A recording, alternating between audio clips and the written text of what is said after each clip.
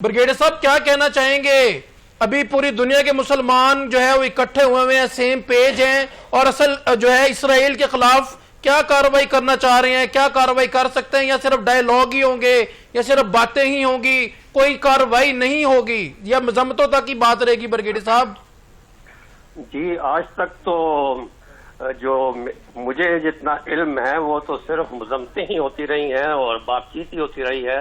वही जो है कि निश्चन और बर्खास्तन वाली बात होती रही है, कोई अमल तो कुछ नहीं हुआ।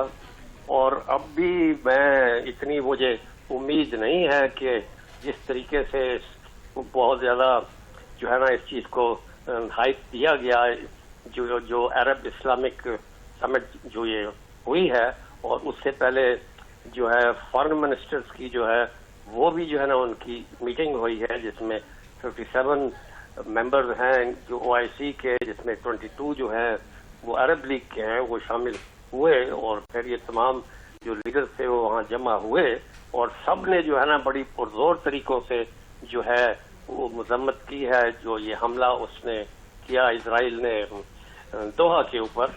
लेकिन अब ये देखना ये है कि अब इसके ऊपर जो है ना ग्राउंड के ऊपर जो रिकमेंडेशंस हुई, जो तजावीज दी गई, उस पे अमल जो है वो कितना होता है। ब्रिगेडियर साहब, नजर में ब्रिगेडियर साहब आपकी नजर में जो है जो कि 22 स्टेट्स में जो तकसीम हो गया था ये ब्रिटिश के जमाने से ही और सेकेंड वर्ल्ड वॉर के बाद, तो वो जो एक डिवाइड एंड रूल पॉलिसी जो पहले ब्रिटिश ने बनाई वो जो है फिर अमेरिका ने भी जो है ना अपनाई और इस तरीके से इनकी बाउंड्रीज को किया कि आपस में इनकी नाचाकियां ही रहीं और आपस में इनकी दुश्मनियां भी रहीं, एक दूसरे से ही ये खौफ ज्यादा रहे और आपस में ही जो है ना इनकी ये जो है ना लड़ाई झगड़े रहे। फिर ईरान को इन्होंने सबसे बड़ा ये दुश्मन समझा। तो असल जो ये दुश्मन जो था जो इनको तकसीम करके रखा हुआ था वो अमेरिका था। और दूसरा ये है कि उधर इजराइल था जिसको उन्होंने most powerful country in the middle east जो है बना दिया, इकोनॉमिकली भी, पॉलिटिकली भी और मिलिटरीली भी और न्यूक्लियर पावर भी उसको ये बना दिया। तो ये सब कुछ उनके सामने हुआ ना। और मैं ये समझता हूँ कि इनकी कमजोरी जो है ये शुरू हुई थी जो इनकी जो इंडिपेंडेंस और सॉवरेंटी को जो सबसे बड़ा जो धचका ये लगा था, ये फर्स्ट गल्फ वॉर जब ये अमेरिका ने मुसल्लत की थी अगेंस्ट इराक इन अगस्त 1991।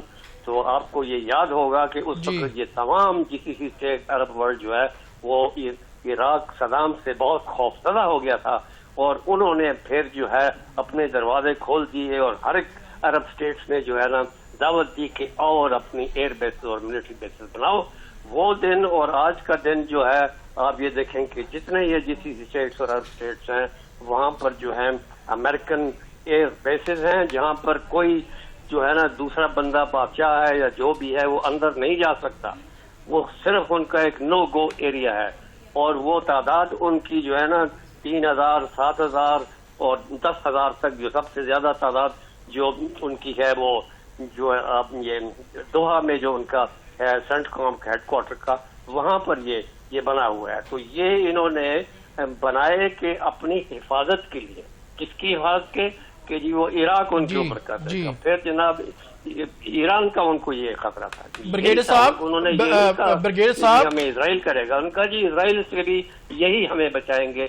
वो एयर बेसेस जो है इन्होंने इनकी सॉवरेंटी को और इनकी इंडिपेंडेंस को मेरी नजर में जो है ना वो काफी कमजोर किया। जो रही सही कसर थी वो जब वॉर ऑन टेरर शुरू हुई और 7 मुल्क जो है यक के बाद दीगरे इराक से शुरू होके जो है इनके सामने हुए, इनके नजर के सामने हुए, इन्होंने इजाजत दी कि हम सेफ हैं, उनको मरने दो।